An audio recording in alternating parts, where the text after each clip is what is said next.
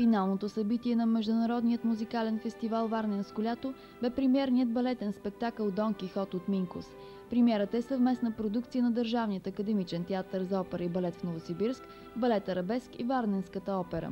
Диригент-постановчик на спектакъла е Алексей Людмилин, главен диригент на Новосибирския театър.